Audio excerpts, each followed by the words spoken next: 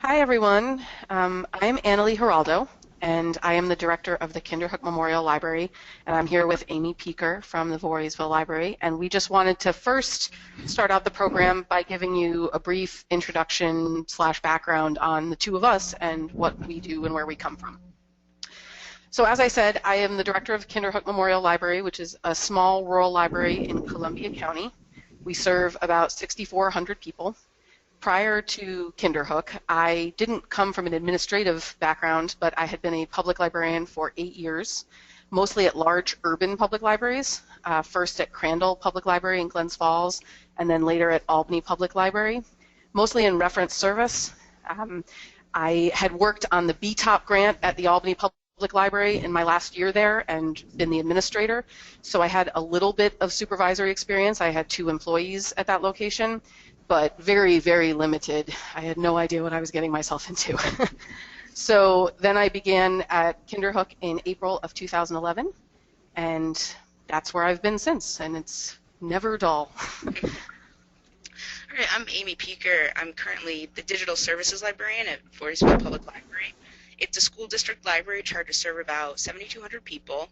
And before that, I was the director of Castleton Library for about 4 years. Castleton is a municipal public library chartered to serve a population of about 1,600, but it also extended service to the town of Schodack in collaboration with the East Greenbush Community Library and Nassau Free Library, and the population of the town of Schodack was about 13,000. So today we're going to talk to you.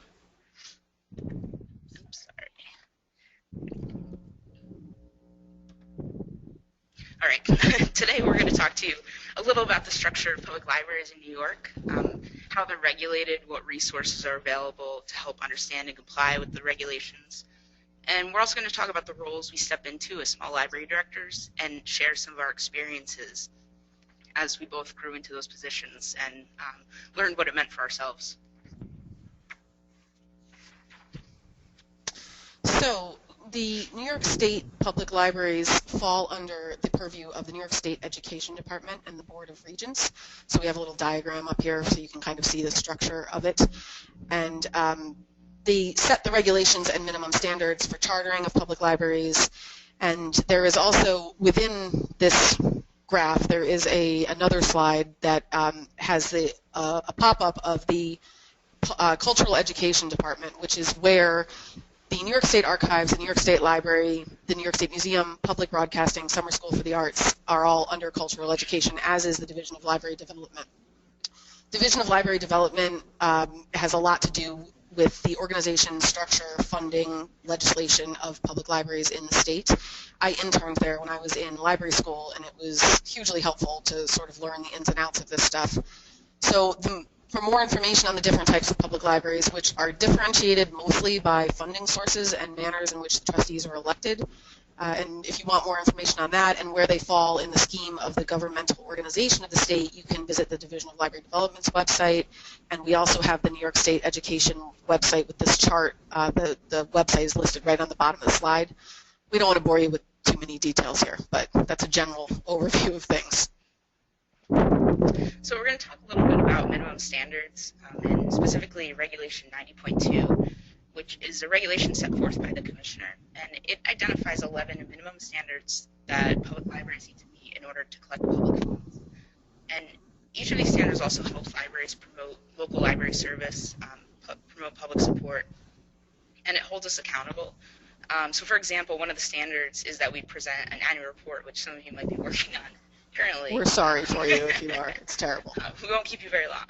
But so sharing that information with the community is what helps libraries engage, and it holds us accountable. So 90.2 also sets the minimum number of hours the library has to be open each week and upholds a level of education required for a director. So both the hours and level of education for the director are based on the population of the library's chartered service area. And there are other minimum standards that they're not necessarily based on the population, and they include some written policies, bylaws, maintaining a facility.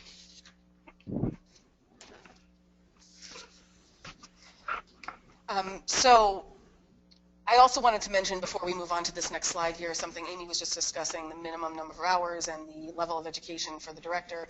Since we're discussing small libraries, that's used in annual reports for a library director that doesn't have an MLS degree is a library manager, and there is a place for that. That is frequently the case at small libraries. There are many times they either choose to, the person has been there a long time, or they it's just the way it's always been. So that is technically a library manager as opposed to a library director, although the job is the exact same job.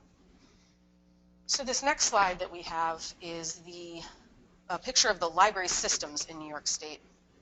So all public libraries in New York State fall into the service area of one of 23 library systems, which are cooperative organizations that help to leverage state and federal funding and provide services for member libraries, which allows them to offer great economies of scale to the individual libraries. I can't really say enough about library systems. I think they are vital to particularly small libraries. They're a lifeline, a safety net. So my library, which is a fairly small building, holds a physical collection of about 20,000 items. But because of my membership in the Mid-Hudson Library System, which is 66 member libraries in 5 counties, my patrons have access to over 3 million items. So it really is something that's so important. They deal with the transportation of the materials between libraries. They give support in a million different ways. They're kind of amorphous organizations that not everybody fully understands, including your legislators and potentially your boards and your public. So we'll talk a little later about advocating for them, but they really are the most important lifeline to a small library director, and especially if you're new to the job and don't have a ton of experience, they're the first people you're going to want to be in touch with. So we're breezing right through this. First we talk about the structure of the state and then the systems, and now we're going to talk about public libraries. So there are 756 public libraries in New York, and we talked a little bit about the regulations and standards that we have to meet and how a couple of those standards we outlined relate to the population size. So we categorize libraries by size, and I think if we're going to do that, we need to understand what else it means to be a small library. So what distinguishes small libraries from large libraries? The Institute of Museum and Library Services published a report in 2013 called The State of Small and Rural Libraries in the United States. And the report breaks small libraries down into categories based on populations. So it further breaks down small libraries. And the largest small libraries provide service to populations up to 25,000, while the smallest of the small libraries provide service to populations less than 2,500. In New York, 84% of public libraries have populations less than 25,000. So 84% of our libraries are considered small. And close to 30% have populations less than 2,500. So that's about a third of the libraries in New York serve less than 2,500. And there's a huge difference in how the largest of the small libraries provide service compared to how the smallest provide service. But the one thing that is the same is why we're all providing these services. So we all unite around Advocacy Day and support systems and library services in New York. And then the minimum standards set by the commissioner also recognize that the population of a library service area, which is essentially the tax base, might be an obstacle to meet certain requirements. So you're talking about a smaller population, smaller tax base, smaller budgets. And so it provides an obstacle for libraries to meet certain requirements like the number of hours or the level of education of a director. But again, working in a small library, and I've worked in actually small and large libraries, and it's taught me one thing, and that's how libraries provide service is different, but communities with smaller populations don't need less services, and the need for the depth and diversity of services is still there. And I think it's important to note, too, that when we're talking about small libraries, it can be easy when you're in your small library and you're more isolated from other bigger organizations to feel like your voice isn't as important or your needs aren't as important as some of the larger libraries that serve larger populations. But looking at the slide, you can see that 84% of the libraries in New York State are considered small by some definition. And that's a lot collectively, so we need to band together and don't be afraid to voice your needs and speak up for your public and advocate for them. So next, because we are librarians, we have a word cloud. That's how we do. So the word cloud we tried to represent all of the varied tasks that libraries are charged with and all of the things that they represent to the people and the communities that they serve. We were talking a little about differences between what this word cloud would have looked like in the past versus what it looks like now, sort of the evolution of libraries. And I think we came to the conclusion that really in years past, it might have been a smaller or simple, more straightforward word cloud. But because libraries are masters of adaptation and have evolved to encompass so much more in the last few decades than books for our communities, the cloud has become more complex and spread out. So we are community centers, we're living rooms, we're third places. I know you all know this, and I'm talking to the choir here, but we represent access and democracy for all members of our society, and there's just so much that we're trying to do. And small libraries do all of the same things as large libraries, and they do it with smaller budgets and smaller staffs usually. So we wanted to talk a little about small libraries compared to large libraries, some similarities, some differences. So in a lot of ways, they're really very similar. The mission, as Amy was mentioning, and the purpose is always connecting people and information, helping our communities, advocating for them. And I would argue that the public has equal expectations of the two as well. They're not going to cut you any slack on services they expect you to provide just because you're small. They don't really care that you're stretched thin budget-wise or that you don't have enough staff. If anything, they expect and may need more in rural and small communities many times due to lack of access of other governmental organizations and proximity to public transportation. I know when I worked at Albany, a lot of the social services kind of places, offices, were right across the street. And so the people may have gone there directly instead of coming to us, but in Kinderhook, we're 30 minutes from Albany, and so it's not like they can wander in social services to ask those kind of questions. They come to us looking for a conduit and a connection. So it's a major importance to them. I would say the differences are a lot in job descriptions. So at a small location, there's obviously a lot less delegation due to lack of staffing. So the staff and the director have to be really flexible and not stand on ceremony. So, when the septic system overflows on a Sunday, you can't be afraid to get in there and deal with it. Like, your job is to, and obviously you're not fixing the septic system yourself, but you are calling the person who needs to, and if you're lugging boxes around the library, if the staff is doing that, I would encourage you to be in there doing it too. It's important for everybody to be a team, because job descriptions are very flexible in a small space. And you also have less people that you're targeted to serve than a large library, but in some cases they can be more spread out and remote, so you have a broader service area that you need to connect with, which makes outreach really important, which makes publicity and making sure everybody's aware of you more important than in a city where they might just stumble in again. So you need to really be going out there and connecting with your patrons.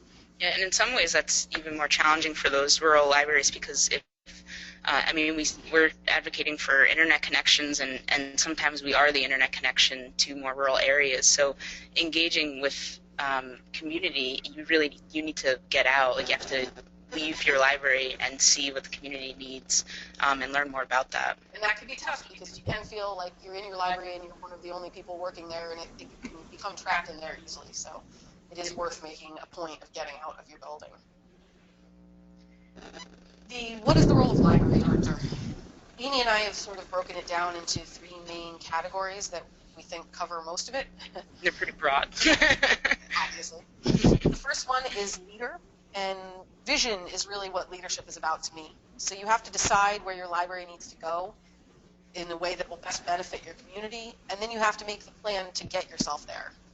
So you listen to your users and your patrons, you have to talk to your board, you have to use your expertise to find a vision you're passionate about. In my opinion, getting the vision shared and out there is really most about the passion that you bring to it. If you don't care, why would anybody else? So finding something that you think is the right path, and then going forth boldly and without fear. It's very important. The next role we talk about some is manager, and that's more day-to-day tasks, staffing, collection development, programming, budgeting, etc., the annual reports. All the less fun things fall under managing. And then the last one is advocate. So advocating is really all about customer service. It's creating an excellent user experience and engaging your public. And you may think that doesn't really sound like advocating, but it is, because what happens is your users come in, they have a really wonderful experience at your library. And then they go out and they spread that through the community just by talking to people and saying how great the library is and how helpful they are. It also gives you an opportunity to share your vision with your users, and then they take that vision and share that with the people they know in the community. And it's way more powerful in that way than it is to try and go out and tell everybody your vision yourself. Because, you know, if they've heard it and they buy into it and they believe it and they go out and say it to their friends, it's going to mean more coming from people they're directly connected to than it will from, say, the library director. So you're really creating little mini advocates and sending them out into the community to help do your work. Yeah, we're talking about using word of mouth marketing, and that starting just by having the experience in the library and then sharing that. Exactly. So the leadership team is the relationship between the board and the director. And I'm going to start by defining a good leader as a person who influences people to work toward common goals. So we might find ourselves in leadership positions, but it's really what we bring to the position that makes us a leader. It's how we do things. So how we're collaborating, how we're managing, and how we're making decisions. And in any library, both the trustees and directors are in leadership positions, and each of the roles are essential to the success of the library. So we need the board to secure the funding and approve policy, director to implement the policies and manage the day-to-day operations and the budget. So working together as a team toward a common goal, the board and director both contribute to the success of the library. But to build this team, it's important to review the organization's goals and establish that common goal and parameters for communicating and authorization. So develop a plan, identify the responsibilities of each team member, and a good starting point for this is the handbook for New York State Library trustees. And it really outlines the roles, and if you're both looking at the same piece of paper, it's a good starting point to understand what you're supposed to be doing and how it's going to help you achieve your goal. There's a brand new edition of that out now, isn't there? 2015. So, and understanding how each of your roles contribute to the goals and giving feedback, and then ultimately one of the most important things for effective teams is to have trust, and you have trust among team leaders, so trust between the director and the board, and then trust of team leaders. So you're not going to be able to, influence people toward a common goal if they don't trust you. And if you're looking for more information about the roles of director versus board, the system, again, is a good place to start, both with the handbooks that they have, and usually there's a specialist there that can help you work with your board and have make a more clear outline of where boundaries are, which is an important thing also. So next I'm going to talk about the role of manager, and I think a manager is an organizer, and they identify the process that we're going to use to achieve goals.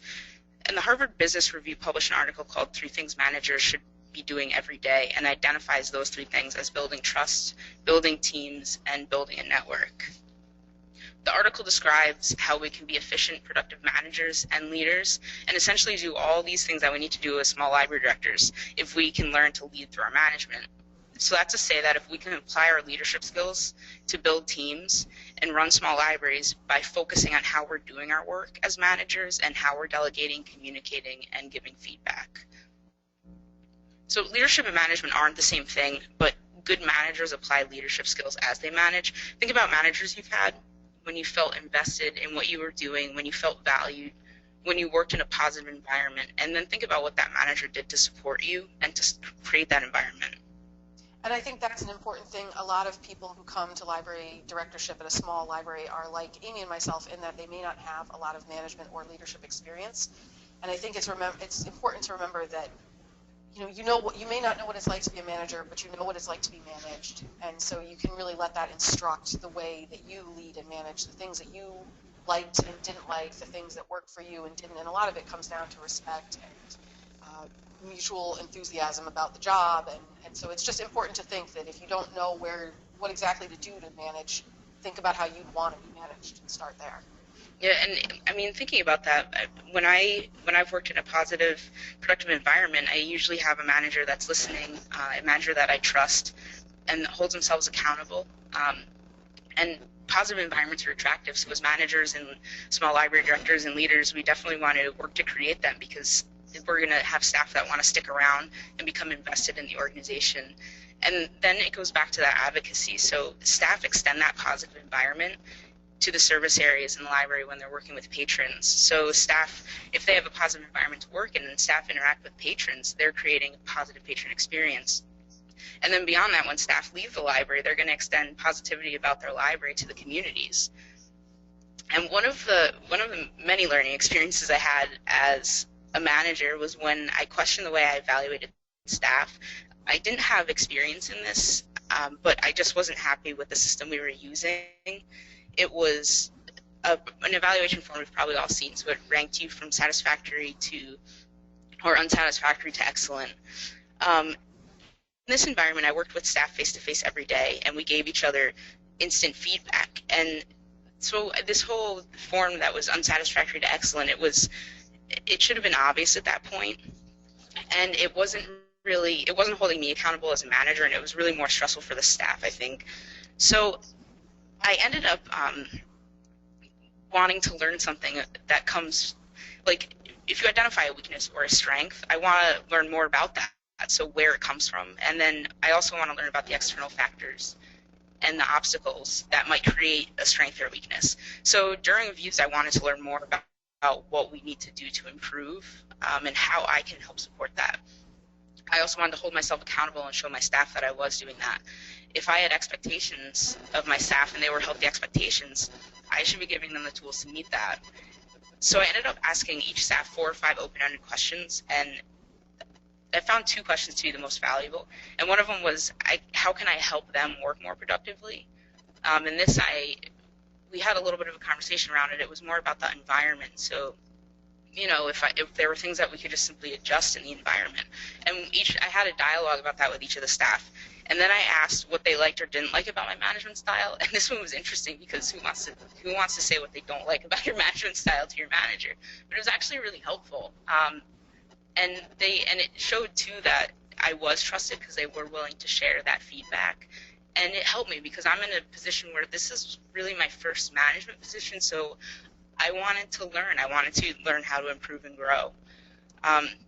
So my goal with those evaluations was to learn more about their obstacles and then what I can do to remove them. And in one review session, I learned that the circulation was actually stressful for staff. And we had a really small library and it was crowded, so I wasn't too surprised about that, but we were able to talk about how we can rearrange the circulation area to make it less stressful. And really, it was just going to make a more positive area for staff right around where they're engaging with patrons. So it goes back to creating that positive patron experience. I don't want to expect staff to create a positive patron experience. I want to support them coming from a positive place if they're going to do that. So I think having that conversation, it was really eye-opening, and it was these small steps that felt good for me as a manager that I could make these adjustments and support them.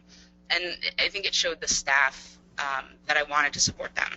You're setting them up for success. You're getting them to a place where they can do their jobs well, and then in the end, that's good for everybody. Yeah, so I think as we manage as leaders, we need to talk about advocacy and kind of use that. I mean, that's our ultimate goal, and so we need to really build that environment to support it. And so we're going to talk some more about advocacy, which is an all-day, everyday job. Always be advocating. So we have Advocacy Day once a year in Albany, but it can't just be about that. Every person who crosses your threshold is an advocate waiting to be made. The better they have their experience, the better your chances for positive word of mouth, yes votes, public support for your institution, all of these things matter. The library system is your advocate, as I've mentioned. They help you in a million ways, but that street has to go both ways. So a library system is this amorphous thing. It's not one physical presence. I mean, there's a building. It's so much more than that. And a lot of times public government representatives don't truly understand that. When you go to Advocacy Day, you might see this. They don't really know what funding the system does for your library individually. And so you need to make sure that those people understand all that the system does for your library and how it's virtually impossible to do most of it and provide the services you do without the system. You really couldn't do it. You couldn't afford to pay somebody to bring books to different libraries and bring them back. You couldn't afford the ILS. You know, your library is small, and they take that into account. Usually it's, a sliding scale fee to pay based on your population served or your circulation. So they really do take all that into account, and you need to make sure that all of your government representatives are aware of that. Your board is also an important group in that they're important and influential members of your community. So making sure that they share your vision and are on board with your vision, that you're all on the same page, is really vital, because the most important thing is conveying a uniform message to your representatives and your community at large. I have a rather large board. I have a small library and I have 15 board members. So it's really important that they all don't go out and say random different things. You need everybody to understand, and that's your job. That's not their job. It's your job to be instructing them as to what that vision is and getting them so that everybody is sharing it. And so when they're going out and talking to the community, they're not getting mixed messages. Advocacy is just hugely important on the road to sustainable funding as well. So when you ask for increased funding from your public, my library is an association library, and we have done budget increases several times in our past, and they're through a Chapter 414 vote. School district public library is able to just hold the vote. We have to get petitions signed in order to hold the vote. And we do that every other year as part of our sustainable funding initiative. And when you go out to vote, and you have all these people coming into the library, you don't want to have to start that conversation by trying to explain now why your library matters. You want to have been laying that groundwork each and every day with each and every patron, so that when it comes to a vote, voting yes for them is a no-brainer, because they know everything that you do and they know how important the library is and they know what your vision is for the future of the library. So that's not the time to be starting. It's right now is the time to be starting. Yeah, and I mean, it's important too, because it's, again, you have that experience in the library, but ideally we're going back to that, to them telling stories to people who might not go to your library. Maybe they're not even in your chartered service area, but they're going to help with support libraries statewide by hearing these positive stories. So we really want to have those positive experiences there. And then hopefully they're getting out there. So it takes a while to build up that, but we're building a community of libraries in New York. And so each of those positive experiences at each one of our libraries makes a big difference. And every positive yes vote on anybody's budget, whether it's yours or somebody else's, if it's a library, it's a great thing. We need to celebrate each other's successes, because it's how we create this community of libraries. This slide is representative. This is the good stuff. This is the fun stuff and scary stuff all at the same time. So this slide is talking about its keys, because we're talking about the first days on our jobs as new small library directors. This slide is fairly accurate for my experience. I started work on Sunday, April 1st, 2011, which I thought was, I was a little nervous because it is April Fool's Day, and I was concerned that possibly this was all a joke. I was very relieved when I got there that the board president was indeed there with keys for me. But he gave me the keys, we talked for a few minutes, and then his job was done. So he left for the day, and I was sitting there not able to log into the computer because I did not know the password. It is very difficult to appear authoritative when you don't know how to log into the computers. It was also a different ILS from my previous library, so I did not really know how to use the library circ desk that well at that point. It was just all around a really self-affirming day. It was hard. And I think that that's an important thing that we wanted to share with people who are either new at this or considering becoming a small library director when they haven't done it before, is that feeling overwhelmed is just completely normal and part of the deal. It's a very steep learning curve in a number of ways, and it's just you're going to feel overwhelmed for a while, and that doesn't mean you're doing anything wrong. It just takes some time. So from my experiences, the things that I had the most success with in getting myself acclimated were talking to my staff. I had a staff meeting pretty much the first day that I started there.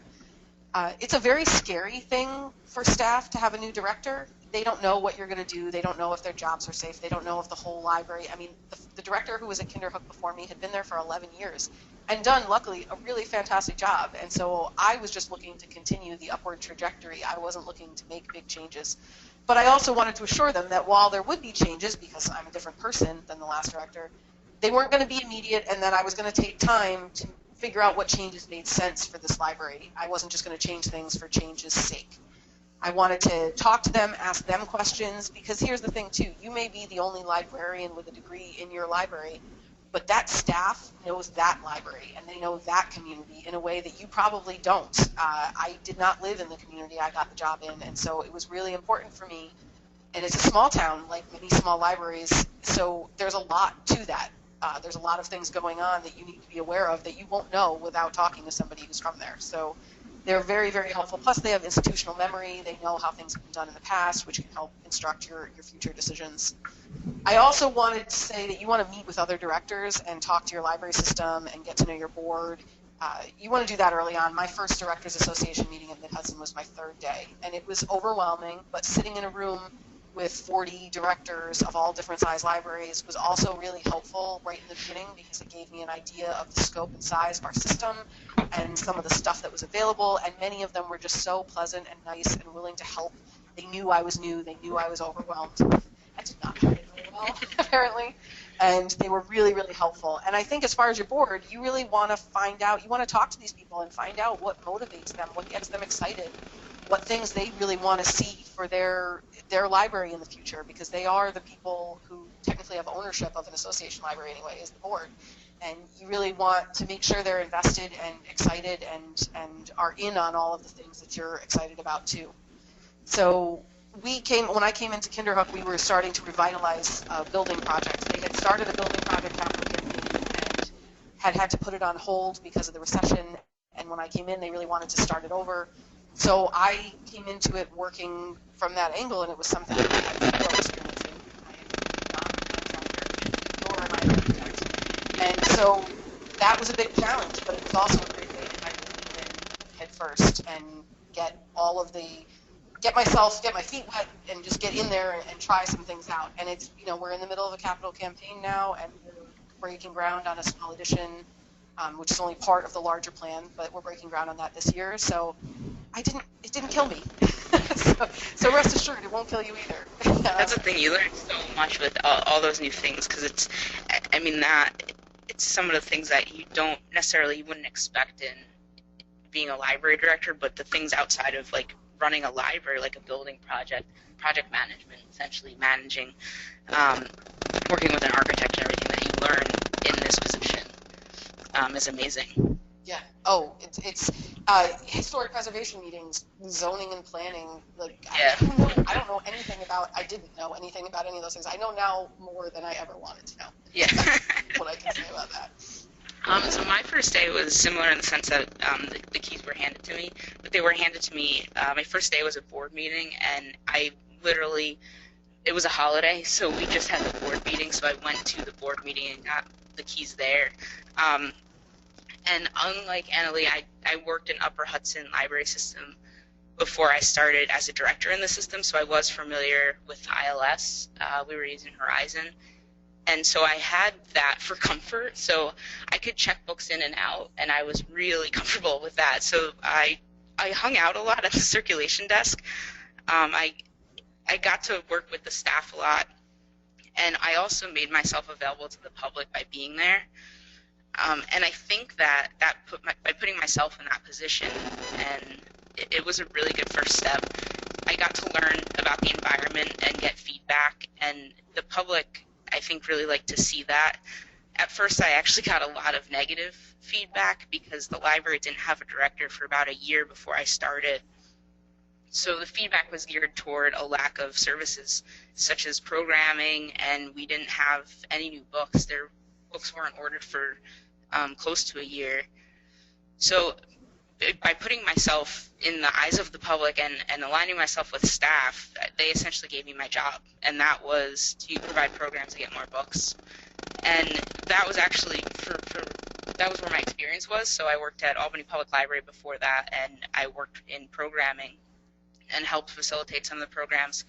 And then at Brunswick Community Library, I worked at the circulation desk, and so it was actually comforting to do that. But along with that, I had to submit the application for our New York State Public Library registration to DLT because we had to go through a review to make sure we were in compliance with regulations.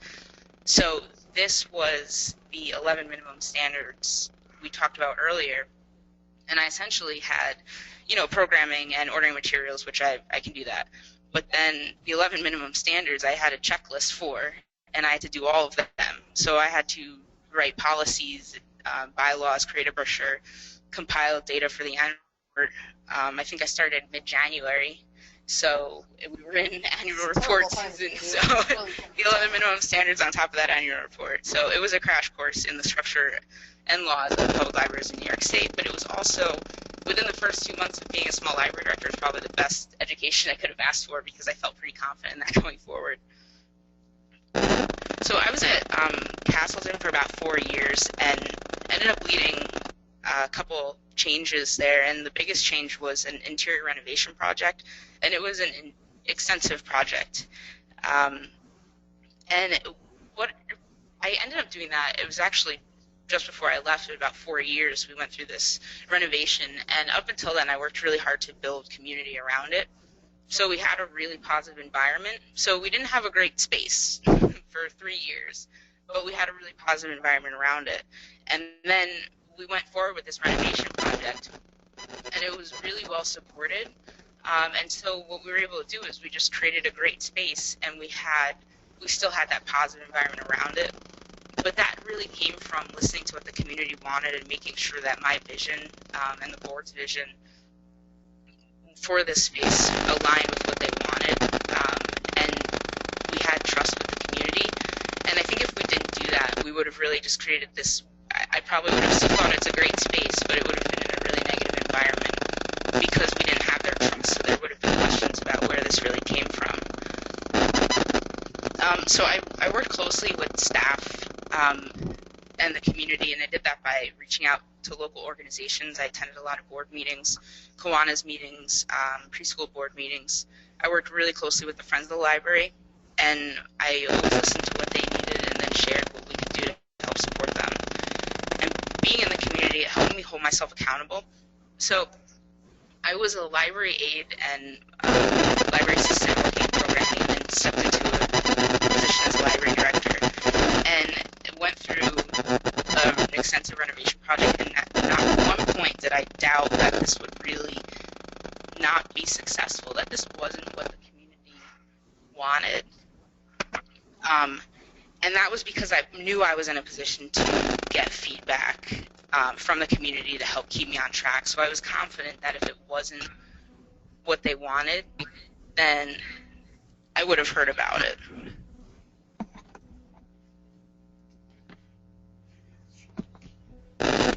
And I would say that where Amy is coming from, I had a similar experience with getting the community feedback, mostly because when we came in and we were looking at revitalizing this project, we decided to do a feasibility study with a fundraiser, and they did targeted interviews, about 60 or 70 people in the community who were identified by the board and Friends of the Library. And then going from there, we did make some adjustments to our drawings and plans. We did make adjustments to some of the things that the community wanted to see. And that was really an excellent thing because you have community buy-in immediately. Then you know that you're doing what they want you to do, which is a big step in helping get them to agree to fund it or pay for it, which is, of course, the most important part of any building project, is making sure that you can actually pay for said building projects. So the next thing we wanted to talk about were library director skills.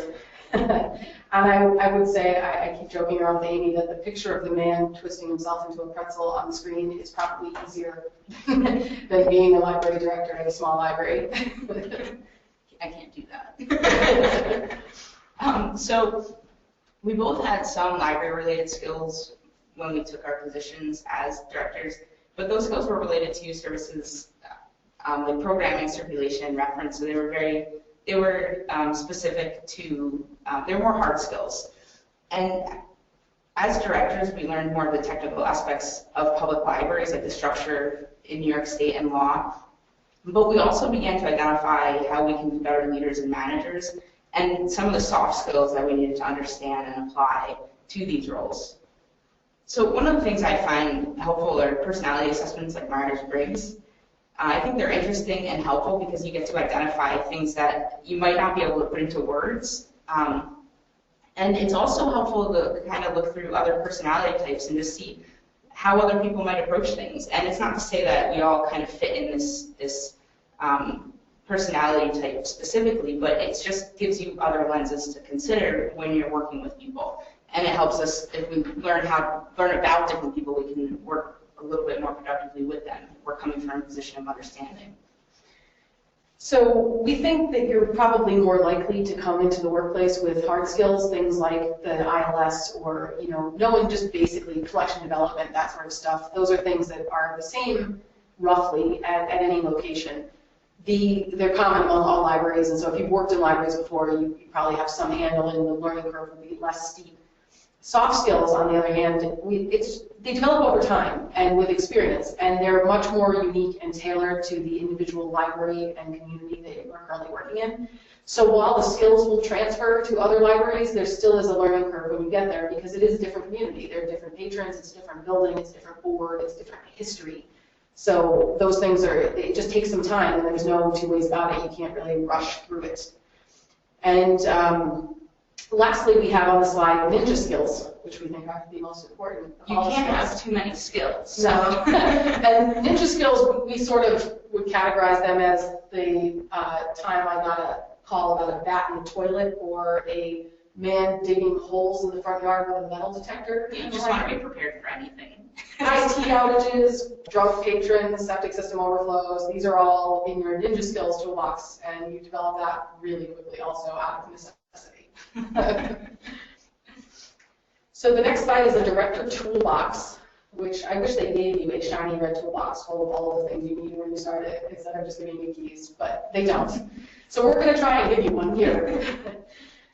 I think the most important thing is that you're not alone in this. You're not the first person, and you won't be the last to be a small library director, and you need to collaborate and work with the colleagues in your directors association, your board, any other librarians that you know. We're a wonderfully supportive community, and that's why networking is so important. And I think it's really important to represent yourself within the library system, as we talked about earlier. Just because you're in a small library and you're in a system with large libraries doesn't mean your voice matters less. So don't be afraid to speak up and advocate for the needs of your library and your patrons. They need you to do that. They're looking for your help with that. And then we also there are services that are provided by the system, which is really helpful. There's group buys for different technology. There's databases, ebooks, interlibrary loan systems, staff training. They really kind of run the gamut, and every system is slightly different, but they're all super helpful, and that's why it should be like your first stop on the job. So just to kind of build on that, networking it's really helpful, especially when we're talking about the soft skills, because I think you can develop soft skills by hearing about other people's experiences and connecting with a mentor, kind of learning how to take time for you, setting up boundaries, reflecting thoughtfully about things that you've experienced and how you worked through them and what worked and what didn't work. So definitely networking is a big piece of that, and doing that at the system level and also through our state association. A couple other things in the toolbox, which would actually be tangible things. We can't put people in the toolbox, but we've got the trustee handbook and the handbook for new public library directors in New York State. Both of those are awesome tools. Mine were very well used, still are. Mine were entirely overwhelming initially. I'm just going to say that. Somebody gave me that director's handbook before I actually started the job, and I opened it up and had a minor panic attack at all of the things I was supposed to do. It is a really useful thing. It's just, take it slow when you open it up and take your time, because it's a lot to digest. Yeah, the thing is, too, we're talking about a big learning curve, and there's, I think, a few learning curves we're talking about with experience and learning how to become growing management and leadership, and then the hard skills and understanding how things work in New York State. But the thing to keep in mind, too, is that the curve will be there, but it's really about how we get to control how we approach it, and so we get to control each of our steps with it.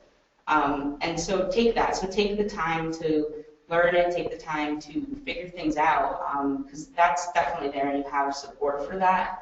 And I think networking is one of those things that it is so important. But I don't think there's a single person on earth that it comes completely naturally to. It feels a little awkward at first, especially when you're just meeting people. But before you know it, you'll be at an NYLA conference and you'll know tons of people there, and it'll be really easy. So it's just one of those things. I think it's not overly comfortable, but you just got to do it. Introduce yourself, get to know people, say what's common, what's different, what you can learn. It's just really important, even though it's not always easy. Since many librarians are introverted. And Amy, I embrace my awkwardness. We also identified some other things outside of what we might find specifically related to libraries. So, of course, there's a few books, and there's more books, but these were ones that I liked or AnnaLee liked. They were actually recommended in other workshops. I really like TED Talks. I actually more like TED Talks to help with public speaking, because that's definitely something I'm trying to improve. And along with that, there's also organizations like Toastmasters, which Toastmasters helps you with public speaking and also leadership skills. So they have kind of achievements for that, and you can be certified public speakers and go through your leadership credentials. My favorite thing about Toastmasters, though, is that it's actually an organization outside of libraries that essentially gives you a podium, and you get to stand there for 4 to 10 minutes and give speeches about libraries if you so choose. So it's a way to kind of get the word out and explain a little bit about what we do. So I take that opportunity. And the Leadership and Management section of NYLA has a Leadership and Management Academy that Amy and I are both part of. And actually this presentation is our special project for said program. But I'm on the Lance board, so I'm going to give a little shout out. They are really helpful for, they believe in leadership at all levels, so you don't have to be a director to be a leader in your library. So that's, I think, an important thing to remember too. You can affect change from any level, and there are people out there to support you in NYLA and in the sections. Awesomeness and challenges. I think it's way more. I think it's an equal amount of awesomeness and challenge. But I'm the one who put the cheesy League of Their Own quote. But I do think that the hard is what makes it great.